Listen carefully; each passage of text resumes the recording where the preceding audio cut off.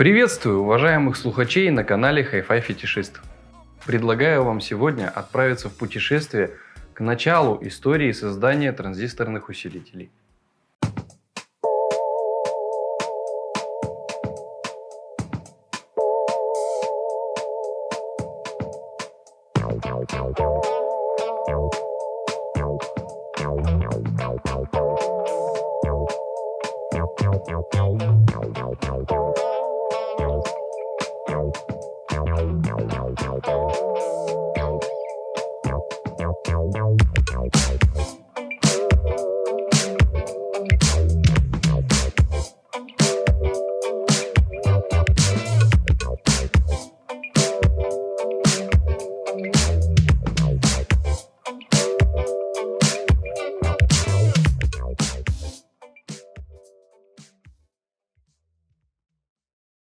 Ну что ж, рассмотрим с вами сегодня первый транзисторный усилитель, созданный подразделением компании Matsushita Electric в 1969 году. Technics с названием модели 50A. Итак, 1969 год. В этот год свет увидел целых два новых альбома легендарной ливерпульской четверки. Это «Желтая подводная лодка» и, конечно же, легендарный Abbey Road. Немногим, конечно, в этот год посчастливилось слушать два этих каноничных альбома именно на этом усилителе.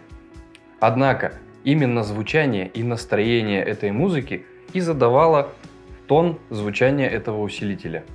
Дело в том, что этот усилитель создавался на основе наработок более ранних ламповых моделей усилителей Technics.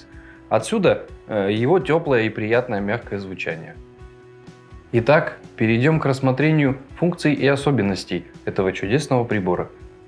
Итак, традиционно предлагаю двигаться слева направо. Лицевая панель как бы разделена вот этой алюминиевой полосой на верхнюю и нижнюю часть.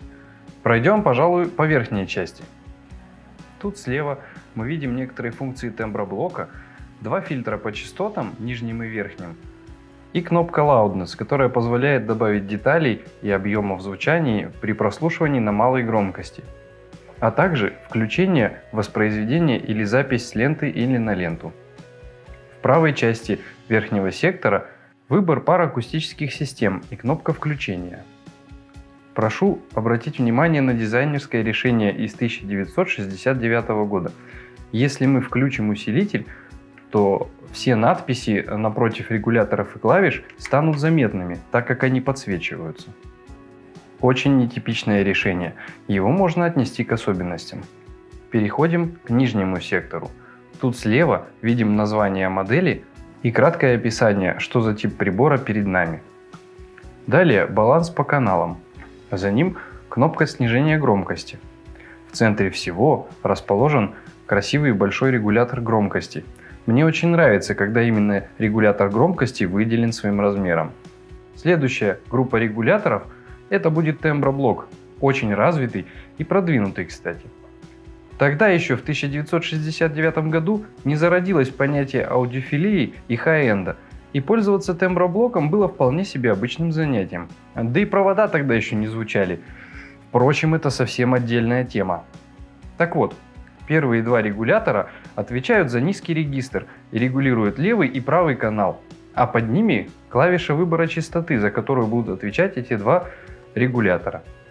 Следующие два регулируют высокий регистр, соответственно также правый и левый канал, и под ними также есть кнопка, которая выбирает, какую частоту они будут изменять. Теперь пройдем по клавишам. А клавиши эти – это как раз и есть наш селектор входов. Выполнен он в виде последовательно нажимаемых клавиш, как в наших старых трехпрограммниках. Тут мы имеем два входа для картриджа винилового проигрывателя, один вход для тюнера и два универсальных входа AUX. Далее селектор выбора режимов стерео или моно в классической раскладке стерео, реверс, левый плюс правый канал в кучу, далее отдельно левый либо отдельно правый канал. Ну и с краю у нас имеется гнездо для подключения наушников. Кстати, обратите внимание, 1969 год, никаких пятидиновых разъемов, тут классический джек, который актуален и по сей день. Эх, люблю я японцев за это. И тут Самое время развернуть нашего красавца и разобраться с подключением. Так вот, задняя панель. Итак, слева у нас все, что касается питания. Вертикально расположены розетки для подключения источников звука или чего-то еще, но мощностью не более 300 Вт. Далее шнур питания и предохранитель. Следом за ним клеммы для подключения двух пар акустики. Выше разрыв цепи между предварительным усилителем и оконечником. И тут снова видим особенность прибора. Предварительный усилитель имеет два выхода – высокий и низкий, что дает больше пространства для коммутации его с различными выходными усилителями.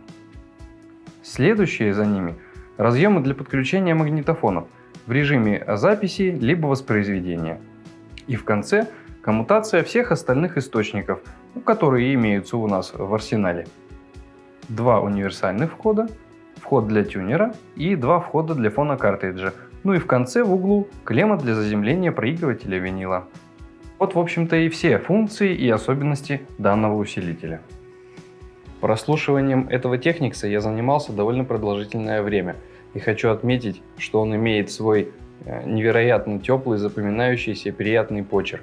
Звучание фонокорректора можно отметить тоже как очень мягкое, что само собой подразумевает использование фонокартриджей в связке с ним именно японского производства, так как мы знаем, что многие японские картриджи дают небольшой окрас по высоким частотам. И используя один из таких картриджей, мы можем получить очень открытое, красивое и детальное звучание. Усилитель этот прекрасно подойдет для любителей раннего рока 60-х и начала 70-х.